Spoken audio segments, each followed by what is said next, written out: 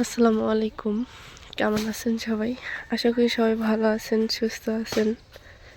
তো আলহামদুলিল্লাহ, আল্লাহর কাছে লাখো কোটি শুকরিয়া যে যে বাচ্চাটাকে মানে আমার মেয়েটাকে নিয়ে আহ ৩ ভাগের ২ ভাগও আশা হারিয়ে ফেলছিলাম যে আমার মেয়েটা সেই মুহূর্তে যে কি হবে মানে আমার বাচ্চাটা বেঁচে নাই। এমন একটা অবস্থা আমি পার করছিলাম কালকে। মানে আমি যে এখন ভয়েসটা দিচ্ছি, কথা বলতেছি, আমার চোখ দিয়ে মানে চোখের লাল হয়ে গেছে, চোখ ফুলে গেছে। তো যাই হোক, আপনাদের দোয়া এবং ভালোবাসায় আমার মেয়ে এখন আপাতত মোটামুটি ভালোই সুস্থ। কিন্তু ব্যথাটা, বুকে যে হাড়ে ব্যথাটা পাইছে, যেহেতু ছোট বাচ্চা আর ওদের হাড়গোড় তো একদমই কমলা, মানে অতটা তো হয় নাই। তো তারপরে আল্লাহর কাছে শুক্রিয়া যে আল্লাহ আমার মেয়েটাকে সুস্থ করছে। আমি অনেক ডাকছি আল্লাহ যে যা শাস্তি দেওয়ার তুমি আমাকে দাও, আমার বাচ্চাটাকে কিছু করিও না। কারণ ওর জন্যেই হয়তো বা আমি টিকে আছি এখনো পর্যন্ত। ঠিক আছে, হয় না যে যদি ও না থাকতো হয়তো বা কোনো দিন কোনো কিছু সিদ্ধান্ত নিয়ে নিতাম, বা আমার কোনো কিছু একটা হয়ে যাইতো। বিয়ে শাদীর কথা বলতেছি না, অন্য কিছুর কথা হয়তো বা বলতেছি। তো হয়তো বা মরেই যাইতাম, সত্যি কথা। যে বাচ্চাটার মুখের দিকে তাকায় হলো ঠিক মতো খাওয়া দাওয়া করি, বা টেনশন অতটা করি না, কারণ জানি যে আমার কিছু হইলে আমার মেয়েটার কি হবে। কারণ আমি ছাড়া সেরকমভাবে ওকে করার মতো কেউ নাই। হয়তো বা বাবা মা আছে, বাবা মার কয়দিন থাকবে, ঠিক না? আরও তো সমস্যা আছে। তো যাই হোক, সব মিলেই হলো আল্লাহর কাছে লাখো কোটি মানে শুকরিয়া আদায় করতেছি আপনাদের ভালোবাসা এবং দোয়ায় আমার মেয়ে মোটামুটি সুস্থ। আজকে ডাক্তারের কাছে নিয়ে যাব। অনেক দিন থেকে হলো ভিডিও করি না, তবে টুকটাক করে ভিডিও করে রাখি, যখন সুযোগ সময় পাই তখন আর কি এক জায়গায় করে মানে এডিট করে হলো ভিডিওটা পাবলিশ করি। সেরকমভাবে আমার কোনো মন মানসিকতাই তৈরি হচ্ছে না, সত্যি কথা যেটা। যাই হোক, কিছু কথা হলো প্রকাশ করা যায় না, এটা মানে আসলে শেয়ার করতে পারি না, কিন্তু বলতে মন চায় যে সবাই জানুক শুনুক যে আসলে কেন ভিডিও করতে মন চায় না। তো যাই হোক, সব কথা সব জায়গায় প্রকাশ না করাই ভালো, কিছু কিছু জিনিস ব্যক্তিগত থাকাই ভালো, তাই না? তো আমার মেয়ের জন্য সবাই আপনারা দোয়া করবেন, আল্লাহ যেন বড় ধরনের কোনো সমস্যার সম্মুখীন আমাকে মানে হইতে আল্লাহ না নিয়ে যায়। কারণ আমার অবস্থা ততটাও ভালো না যে আমার এক মোটানে মানে কিছু একটা খরচ করবো সেরকম সামর্থ্য নাই। হয়তো বা ছোটোখাটো বিষয়গুলো করি, মেনটেন করতে পারি, কিন্তু এত বড় সমস্যাগুলো হয়তো বা আমার দ্বারা সম্ভব না। তো যাই হোক, আল্লাহ যেটা করে ভালোর জন্যই করে, কারণ উনি হয়তো বা সব কিছু কপালে লিখছে বিদায় হয়, আর মানুষের তো এখানে কোনো হাত নেই। ঠিক আছে, তো ভাবলাম যে আপনাদের সাথে শেয়ার করা যাক বিষয়টা। আর আমার কণ্ঠ শুনে হয়তো বুঝতে পারতেছেন যে আমার অবস্থাটা মানে আমার এই ঠান্ডা জ্বর ভালো হয়ে যায়, আবার আবার দেখেন যে কয়েকদিন পর আবার শুরু হয়ে যায়। সিজনটা হয়তো খারাপ। আর কয়েকদিন তো কাজের চাপে অনেকটাই ব্যস্ত ছিলাম, যেটা হলো বলার মতো না। হুট করে কালকে একটু ফিরে আসি যে বাসায় একটু নিব, মানে রেস্ট নিব বা করবো, কাজের চাপে অনেক হুট করে আমার মেয়েটা এরকম হয়ে গেছে। আমি আমার লুৎফর ভাইয়ার মা, ভাবি, মা, খালা তো প্রায় অজ্ঞানের মতো। আমার বড় খালা মরিয়মকে প্রচুর পরিমাণে ভালোবাসে, যেমন আমাকে ভালোবাসতো। মরিয়মকে সেই খালা তো কান্নাকাটি শুরু করে দিছে। এখন আমি মা হয়ে কন্ট্রোল করতে পারতেছি না। আর আমি যদি শক্ত না হইতাম হয়তো বা ওরা ভেঙে পড়তো। তারপরে আমি মা হয়ে মানে আমার বাচ্চা এবার দিয়ে চোখ মুখ মানে করে ফেলছে। ঠিক আছে, মানে খালি আমাকে বলছে মা। মানে ওই কথা বলার পরই দেখা যায় যে আমার মেয়ে আর কথা বলতে পারতেছে না, নিঃশ্বাসও নিতে পারতেছে না, চোখ যে বন্ধ করবে সেটাও পারতেছে না। পরে আমিও তো চিল্লাচিল্লি মানে কান্নাকাটি। একটা মা কীভাবে তার সন্তানকে নিজের চোখের সামনে এরকম দেখে কি ঠিক থাকতে পারে? পরে আমি তো কান্নাকাটি, পরে লুৎফর ভাইয়া এসে ঝাঁকাঝাঁকি করলো। তারপর আরেকটা মামাতো ভাই ছিল, ও সবাই সহ টিয়া করতেছে যে কান্নাকাটি করা যাবে না, আল্লাহ যা করবে হয়তো বা সুস্থ হয়ে যাবে। ঠিক আছে, তো আমরা তো ভাবছিলাম যে এমার্জেন্সিতে খুব দ্রুত ভর্তি করাবো, মানে খুব আমি তো রেডি, মানে রেডি বলতে যে অবস্থায় আমি তো মানে আমার মেয়েকে কাঁধে নিছি যে আমি কীভাবে হোক আমার মেয়েকে খালি হাসপাতালে নিয়ে যাইতে পারলে আমি হয়তো বা ইয়ে করবো। পরে একটা ভাই লুৎফা ভাইয়া সহ ঝাঁকাঝাঁকি করে আমার মেয়ে দেখি নিঃশ্বাসটা ঘুরাইতে পারলো অনেকক্ষণ পরে। তারপরে ভাবলাম যে হাসপাতালে কি নিয়ে যাবো, পরে ডাক্তার আসলো, ডাক্তারকে ফোন দিলাম, ডাক্তার বললো, দুইটা ডাক্তারকে আমি ডাকছি, ডাক্তার একটার কাছে নিয়ে গেছি আর একটা বাসায় আসছিলো। পরে ওষুধপাতি নিয়ে দুইটারই ট্রিটমেন্ট মানে নিছি। পরে বলতেছে যে কালকে পর্যন্ত আপনি ওয়েট করেন, পরে যদি সমস্যা হয় তাহলে হাসপাতাল বা কোনো প্রাইভেট ক্লিনিকে। তো মোটামুটি এখন একটু কথা বলতে পারে বা একটু হাঁটাহাঁটি করতে পারতেছে, মানে ব্যথাটা আছে, ঠিক আছে। তা যাই হোক, এটাই আপনাদের জানাইলাম। সবাই এটা আবার করিয়েন না কেউ যে এটা আবার জানানোর কি আছে। তো যারা আমার মেয়েকে ভালোবাসে, যারা অনেক পছন্দ করে, মরিয়মকে অনেক পছন্দ করে, যেমন সেদিন আমি নাম্বারটা দিয়েছিলাম ভিডিওতে, অনেক আপুরা মানে ফোন দিয়ে, অনেক আন্টিরা ফোন দিয়ে আমার কাছে জাস্ট শুধু মরিয়মের কথাই জিজ্ঞাসা করতেছে যে মরিয়ম কেমন আছে, মরিয়ম কেমন আছে, মরিয়ম কোথায়, মরিয়মকে আমরা সরাসরি, মানে এতটা আমার ভালো লাগছে যে আমার সন্তানকে কেউ এত ভালোবাসে, ঠিক আছে। তো এটা দেখে জাস্ট আমি অবাক, এই জন্য আমি হয়তো বা জানায় রাখছিলাম। আমার কোনো ইচ্ছা ছিল না যে একটা পোস্ট করি বা জানায় দেই, তারপরেও ভাবলাম যে একটু জানানোর দরকার, কারণ কার দোয়া কখন কাজে লাগবে আমরা কেউ জানি না। তা আল্লাহ হয়তো বা কারো না কারো দোয়া কবুল করছে, আমার মেয়েটা সুস্থ মোটামুটি।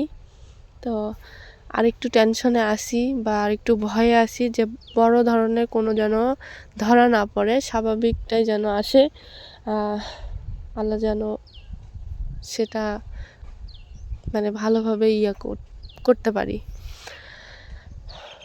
তো যাই হোক,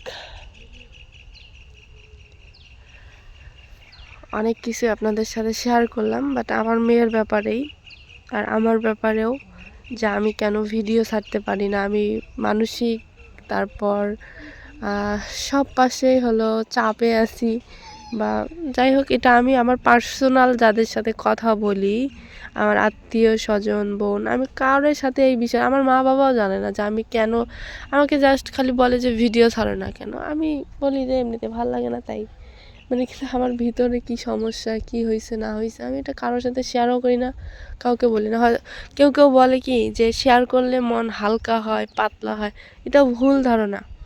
কারণ আপনাদের এই যে সুযোগ নেয় আপনাদের গোপন কথা বা আপনাদের দুর্বল কথাগুলো জেনে সুযোগ নেয়, এটা বন্ধু হোক, যেই হোক, অতএব কাউকে কিচ্ছু বলার দরকার নেই, যেটা বলার, আর আপনার ব্যথা আপনি বুঝেন, অন্য কেউ কখনো বুঝবেও না, তাদেরটা তারা শুধু বকর বকর করেই যাবে, তাদেরটা তারা শুধু আপনার কাছে প্রকাশ করবে, করবে, কিন্তু আপনার ব্যথা কখনোই বোঝার চেষ্টাও করবে না, বুঝবে না। অতএব কারোর সাথে কোনো কিছু শেয়ারও আমি সেভাবে করি না, করবো না ইনশাল্লাহ, ঠিক আছে।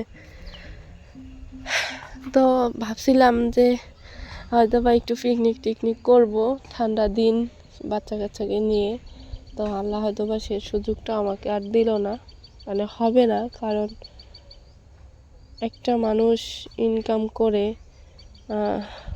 আরেকটা মন মানসিকতা খারাপ, আমার বাবা একটা করে ফেলছে। তো যাই হোক, সব পাশেই হলো অশান্তির মধ্যে আসি, তো এই জন্যই শখ যদিও বা ছিল পিকনিক করা বা আপনাদের সাথে শেয়ার করা, আপনারা ওই ভিডিওগুলো খুব পছন্দ করেন, ইচ্ছা ছিল কিন্তু উপায় নেই, এই হলো কথা।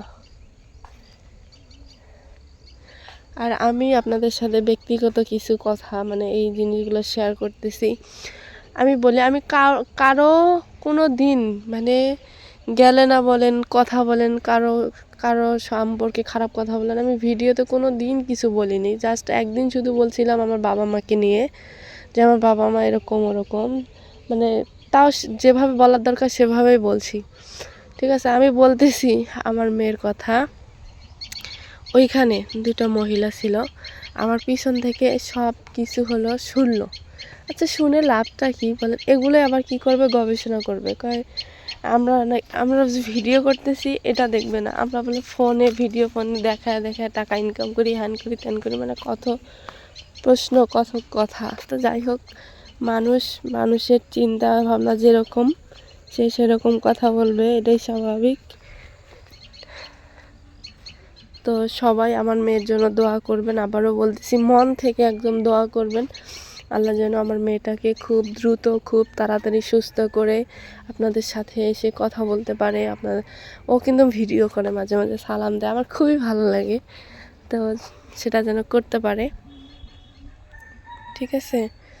আর আমাদের ফ্যামিলির জন্য, আমার জন্য, সবার জন্য আপনারা শুধু দোয়া করবেন। হয়তোবা দোয়াটাই অনেক কিছু। বলে না যে আমি কিছু দিতে পারবো না, কিন্তু আমি দোয়া করতে পারবো। আমি বলি যে ওই দোয়াটারই আমার দরকার, আমার কিছুর দরকার নেই। কারণ কখন কার কপাল কিভাবে বদলে যায়, কার দোয়া কিভাবে কাজে লাগে বলা তো যায় না। তো আমি কিছু ভিডিও করে রাখছিলাম, এটা আপনাদের সাথে শেয়ার করব। রাত্রের ভিডিও, মানে গত না 2 দিন হয়, 2 দিন আগের ভিডিও, রাত্রের ভিডিও আমি করে রাখছিলাম, সেটাও আপনাদের সাথে শেয়ার করব। অবশ্যই আপনারা দেখবেন সম্পূর্ণ ভিডিও।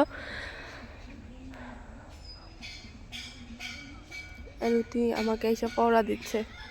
উতি আয় বাড়ি যায়, উতি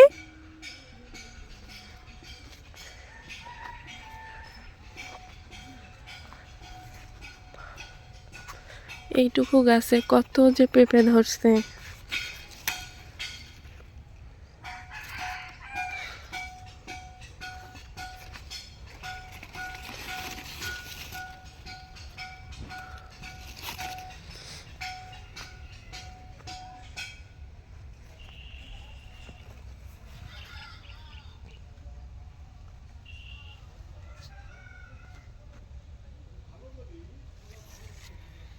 তো এই যে আমার মেয়েকে নিয়ে যাচ্ছি হলো ডাক্তারের কাছে।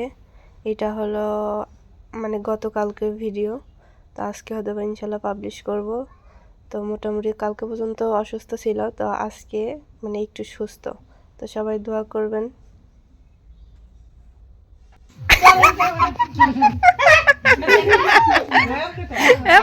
কি গান দিছেন গাইস, আল্লাহ জানে। ভাইয়া যে কোথা থেকে নিয়ে আসছে আমি জানি না অবশ্য। দেখেন সবার গায়ে গায়ে একটা মা, তোমার তোমারও লাগবে।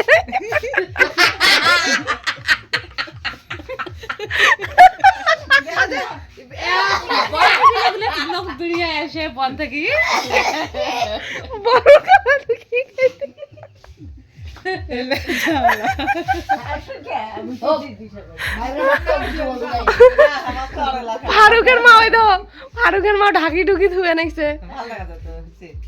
আবার যে খালা পড়ছে, এটা যে খালারটা সুন্দর হয়েছে না, খালারটা সুন্দর হয়েছে। ফারুক নিছে চাদর, আমিও নিছি চাদর। ফারুক বাসি নিছেন ভালোটা, কালারটা একটু ভালো আছে। আমি এটা বাইসে নিছি, তো আমি স্কুলে যাই এই জন্য সাদা কালারই নিছি। আজিয়ান নিছে কালো। ফারুকের মা এটা নাই, এই যে ফারুকের। হ্যাঁ মার্কি মিজাজ। তো এই তো হলো, ঠিক আছে। নাই নাই নাই নাই নাই, ওই যে আলমের জন্য একটা থুইছে মনে হয়।